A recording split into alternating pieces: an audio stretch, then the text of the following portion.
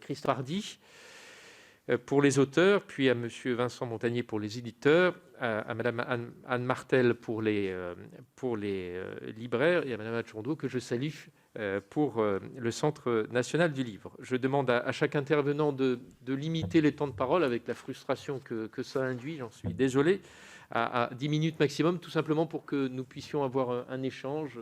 Je sais que de nombreux sénateurs et sénatrices veulent vous interroger, donc si vous pouvez être le plus bref possible, vous êtes 4, donc si vous voulez tenir aux 10 minutes, ça permettra d'avoir un échange de qualité. Merci, je vous cède la parole sans plus tarder, en commençant par vous, Monsieur Hardy. Bonjour, Mesdames les sénatrices, Messieurs les sénateurs, je vous remercie de votre invitation. Je suis Christophe Hardy, président de la SGDL depuis mai 2020 et vice-président du CPE, Conseil permanent des écrivains. Bessora, présidente du CPE, n'a pu venir ce matin et m'a chargé de porter la parole de notre conseil. Le CPE, je le rappelle, rassemble l'essentiel des organisations d'auteurs du livre, écrivains, traducteurs, dramaturges, scénaristes, illustrateurs. Vous nous engagez à réfléchir aujourd'hui sur l'avenir de la filière du livre et je voudrais donner comme point de départ à ma réflexion non pas la crise que nous vivions depuis mars 2020, mais les années qui l'ont précédée. Fin 2015, le ministère de la Culture, en lien avec le Centre national du livre, la Fédération interrégionale du livre et de la lecture, la SGDL et le Conseil permanent des écrivains ont réalisé une enquête sur la situation économique et sociale des auteurs du livre. Quelques mots résument brutalement le constat à quoi elle aboutit: une précarisation et une fragilité croissante.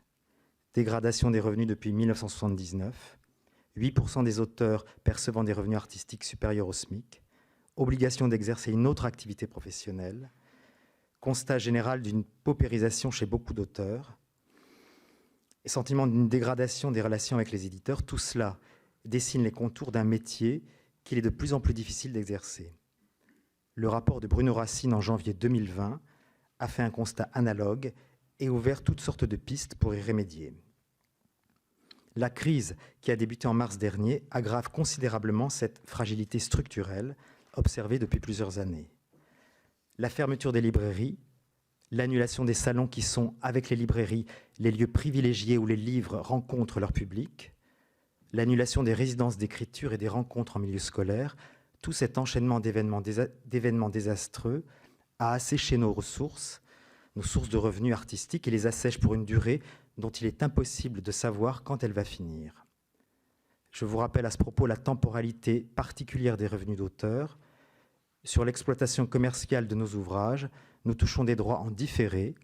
Par exemple, les droits d'auteur pour 2020 nous seront versés en une seule fois, en juin prochain. S'ajoute à cela le fait que la crise Covid a bouleversé les programmes de parution pour plusieurs mois, voire des années.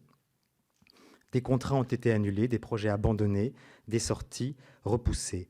Et il n'est pas sûr que la progression des ventes sur les plateformes de type Amazon, favorisées par les 2 confinements, ait des conséquences bénéfiques pour une grosse majorité des auteurs de l'écrit. La plateforme concentre l'attention sur un certain nombre d'ouvrages, on va dire pour schématiser, sur quelques noms et sur quelques titres vendeurs, à la différence de la librairie physique qui valorise la diversité de la production littéraire. La crise pandémique et économique est donc, pour ce qui concerne les auteurs de l'écrit, loin d'avoir produit tous ces effets. Ils vont être longs, durables, et sur l'ampleur et sur la durée de la crise qui nous attend, nous n'avons aucune visibilité. Nous sommes, nous auteurs, engagés depuis 1 an dans une guerre d'usure et nous n'en voyons pas le bout.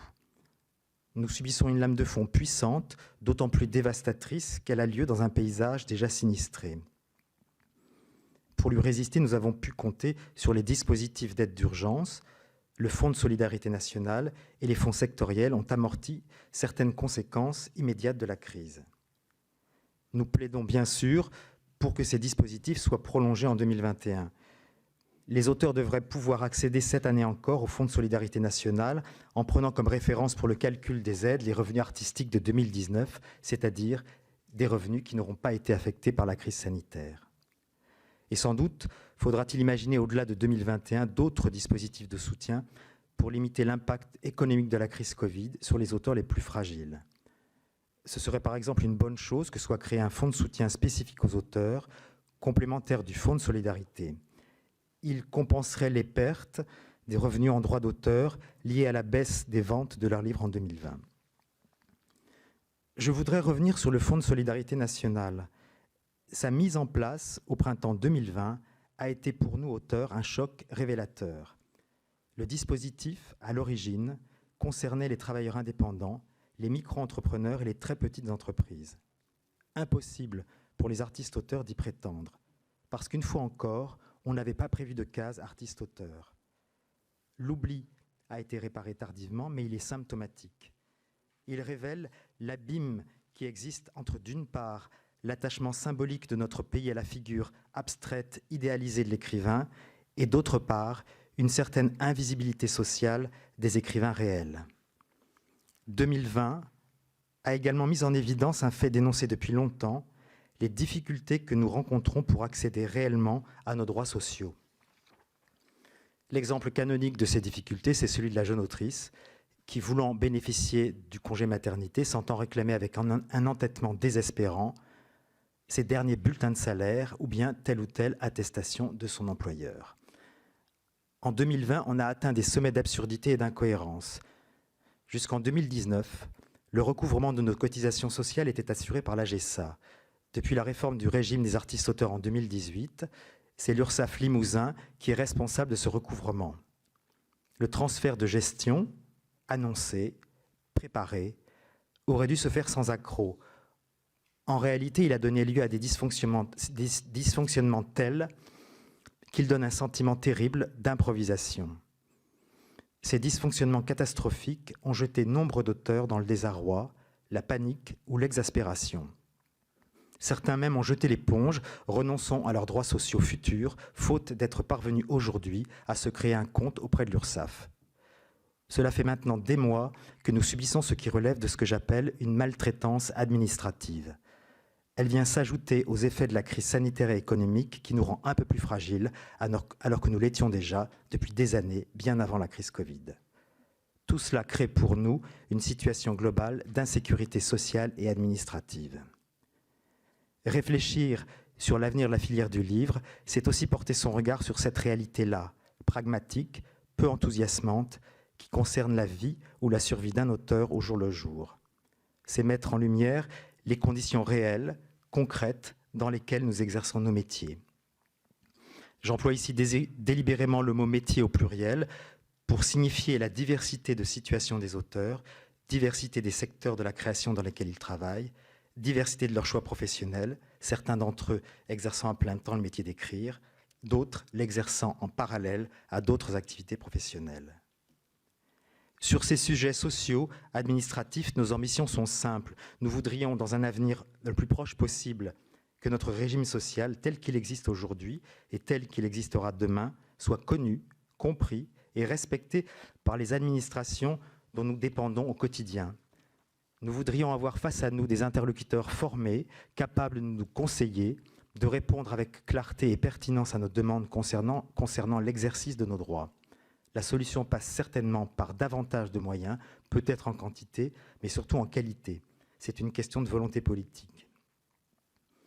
Ce sont là des sujets dont votre commission pourrait s'emparer, car la maltraitance administrative que l'affaire URSSAF Limousin résume jusqu'à la caricature, le manque de visibilité ou de reconnaissance sociale que la création du Fonds de solidarité nationale révèle, ne sont pas dignes d'une nation qui s'enorgueillit à juste titre de sa longue histoire littéraire et de son riche patrimoine artistique. Il y a quelques années, avait été lancée une campagne pour faciliter la vie des citoyens et des entreprises. On avait alors parlé de choc de simplification. Pour les artistes-auteurs en général, pour les auteurs du livre plus spécialement, ce serait salutaire de lancer une campagne tout aussi ambitieuse que résumerait la formule « choc de sécurisation ». Sur les modalités pratiques de cette campagne, nous aurons peut-être, durant notre échange, l'occasion de détailler quelques propositions. Elles s'inscrivent dans le cadre de négociations que nous souhaiterions régulières, ambitieuses et fructueuses, avec la représentation nationale, avec le gouvernement et avec nos partenaires de la chaîne du livre, au premier rang desquels les éditeurs. Vous allez me dire, la précarité matérielle, l'insécurité sociale, la maltraitance administrative, peu importe tous ces désagréments, quand on est un véritable auteur, quand écrire est une vocation, on passe outre et on se débrouille avec l'adversité. Je crois que cette manière d'imaginer la vie d'un créateur appartient à un folklore désuet. Ce n'est pas parce que dans l'histoire de jadis et de naguère, il y a de multiples exemples d'œuvres accomplies, malgré des circonstances défavorables, malgré un environnement hostile, que l'on doit en déduire et souhaiter que pour bien écrire de bons livres, il faut rechercher l'adversité, stimulant formidable. Je ne crois pas que la précarité soit un bon stimulant pour l'écriture. Bouffer de la vache enragée ne favorise pas la créativité. Ça la bride, ça la ralentit, ça la contraint, ça la stérilise. L'insécurité, qu'elle soit matérielle, sociale ou juridique, affecte l'acte de créer, l'empoisonne. Elle empêche le plein accomplissement d'une œuvre. Une sécurité, une quiétude minimum sont indispensables à la vie d'un créateur. Sans elles, comment pourrait-il rassembler ses forces, inventer, imaginer, en un mot travailler, et se projeter dans cet avenir si particulier, à la fois excitant et incertain, qu'est la possibilité d'un livre. Les termes de votre invitation dessinent un paysage inquiétant. L'avenir de la filière du livre placé sous la menace des nouvelles modalités d'accès à des productions culturelles de plus en plus abondantes. Le livre aurait donc du souci à se faire pour son avenir, un peu comme l'auteur de livres. Je voudrais faire plusieurs remarques à ce propos qui complètent ce que je viens de dire sur la précarisation matérielle, l'insécurité sociale et administrative des écrivains. Les enquêtes SOPHIA, SGDL, SNE faites sur les pratiques de lecture en période de confinement nous montrent une appétence renouvelée pour le livre, avec une augmentation des pratiques de lecture et une diversification des supports utilisés, livres numériques, livres audio numériques. Ce serait un comble si ceux qui forment les premiers maillons de la chaîne du livre, sans lesquels cette chaîne n'existerait pas, je parle bien sûr des auteurs, ne récoltaient pas les fruits de cet engouement, ou plutôt de ces retrouvailles du public avec le livre, objet particulièrement choyé de notre patrimoine culturel, vraie valeur refuge en période d'angoisse et d'incertitude. Parce que je lis des livres et que j'en écris, et c'est ma deuxième remarque, je ne peux m'empêcher d'établir un parallèle entre l'espace-temps suffisamment sécurisé dont un auteur a besoin pour que naisse le livre qu'il veut, qu'il va écrire, et par ailleurs, l'espace-temps que s'accorde le lecteur de livres au moment où il ouvre la première page d'un ouvrage qu'il va lire d'un bout à l'autre. Dans les deux cas, s'exerce la même faculté d'attention, de recueillement. Il y a sans doute un voisinage, une fraternité secrète entre la concentration de l'écrivain et celle du lecteur. Ces deux concentrations sont d'une qualité analogue. Et c'est là la meilleure réponse ou le meilleur antidote à la dispersion et à l'éparpillement auquel nous incitent les productions culturelles de plus en plus abondantes. Peut-être aussi le meilleur moyen de résister à la menace de ce qu'un essayiste a nommé tout récemment l'apocalypse cognitive. Je vous remercie de votre attention. Merci. La parole. En précision, j'ai oublié de vous le dire que notre table ronde a été diffusée sur le site du Sénat et le sera d'ici la fin de la semaine sur celui de Public Sénat. Monsieur le Président.